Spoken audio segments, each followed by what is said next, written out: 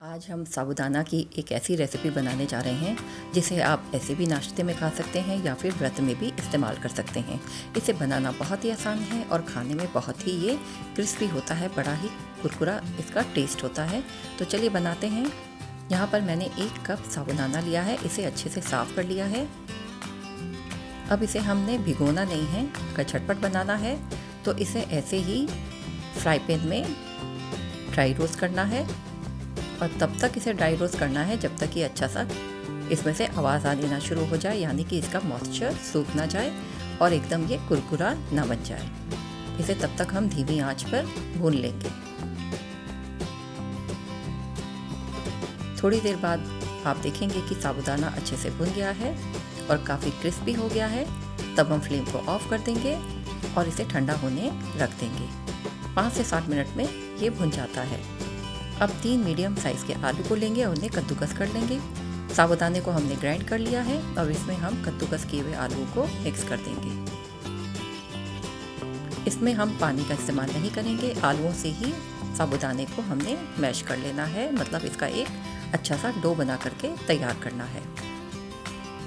अब इसमें 1 चम्मच बारीक कटी हुई हरी मिर्च, थोड़ी धनिया की पत्ती और थोड़ी इसमें हम लाल मिर्च पाउडर डालेंगे। व्रत के हिसाब से बना रहे हैं तो लाल मिर्च को स्किप कर सकते हैं।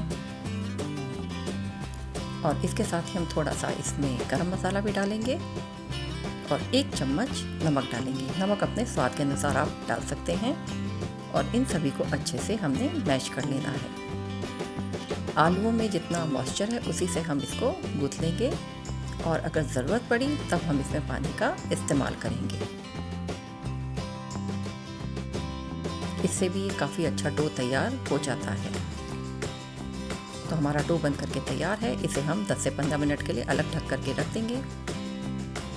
अब हथेलियों को थोड़ा सा आप ग्रीस कर लें और एक नींबू के आकार की लोई ले लें और उसे इस तरह से आप फ्लैट कर लें, जैसे कि टिक्की बनाते हैं, या फिर बड़े का शेप दे दें और इसी तरह से सभी इसकी टिक्कियाँ बना करके रख लें।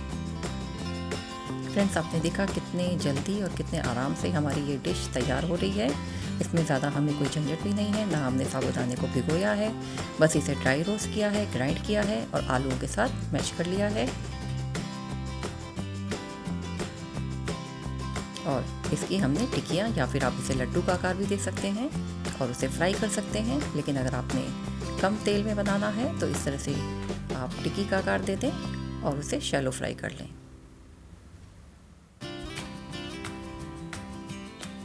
ये खाने में बहुत ही खस्ता होती है, आप एक बार इसे ज़रूर बना करके देखें। तो फ्रेंड, आप देख सकते हैं हमारी साबूदाने की टिक्की या वड़ा कितने आसानी से तैयार हुए हैं और इन्हें बनाने में ज़रा भी दिक्कत नहीं आई है। और इसी तरह से हम अपने सभी बड़ों को, या आप इसे टिक्की कह सकते हैं, इन्हें बना करके तैयार कर लेंगे। आप चाहें तो इनकी छोटे छोटे बॉल्स भी बना सकते हैं और उन्हें फ्राई भी कर सकते हैं। तो हमारे सभी बड़े बन करके तैयार हो गए हैं। अब हम इसे शैलो फ्राई करेंगे। तो एक पैन में थोड़ा सा तेल गरम करें और इनमें सभी बड़ों को डाल दें और उलट पुलट करते रहें जब एक तरफ से सिक जाए। अगर आपने इन्हें डीप फ्राई करना हो तो थोड़ा तेल ज़्यादा डालें और इन्हें डीप फ्राई कर लें, लेकिन अगर कम तेल का पसंद है तो इस तरह से आप शैलो फ्राई भी कर सकते हैं।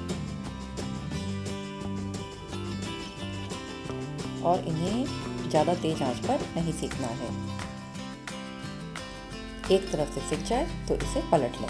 आप देख सकते हैं कितना अच्छा सुनहरा रंग आया है। और इन्हीं सभी बड़ों को हमने इसी तरह से तैयार कर लेना है।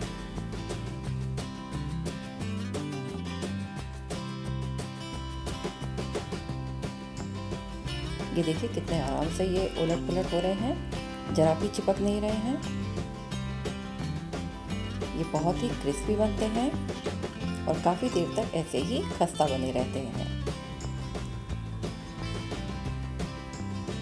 जब ये अच्छे से सिक जाए तब आप इन्हें अलग प्लेट में निकाल लें। तो फ्रेंड, आपने देखा कितने आसान तरीके से, कितनी जल्दी से हमने ये वड़े बनाए हैं।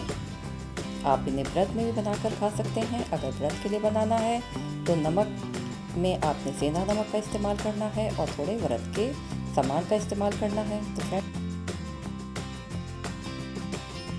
तो हमारी सभी टिक्कियाँ या बड़े बन करके तैयार हैं।